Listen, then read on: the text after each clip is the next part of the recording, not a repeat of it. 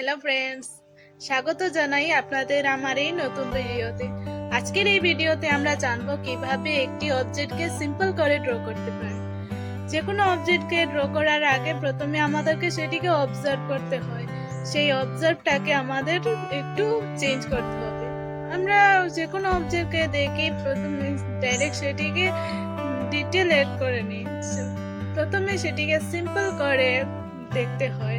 সেটির line, angles, proportions এগুলিকে প্রথমে সিম্পল করে দেখে তারপর সেটিকে পেপারে ড্র করতে হয়। এখানে কিছু রেফারেন্স ফটো নিয়েছি, মোবাইলের মাধ্যমে সেটিকে স্ট্রেট লাইনে ব্লক করছি। কিন্তু এইভাবে পেপারেও যখন ড্র করব তখন এভাবেই দেখতে হয়। যে কোনো অবজেক্টকে এভাবেই আমাদেরকে অবজার্ভ করতে হয়। একটি অবজেক্টের লাইন থাকে, সেই লাইনগুলোকে আমাদেরকে অবজার্ভ করে সেগুলোকেই শুধু ড্র করতে হয়। কার্ভগুলোকে প্রথমে অ্যাভয়েড করে ডিটেল প্রথমে অ্যাড না করে শুধু স্ট্রেট লাইনে ড্র করতে হয়। আমি এখানে 2-3টে স্টিল লাইফ ফটো নিয়েছি, সেগুলিকে লাইনগুলোকে দেখছি।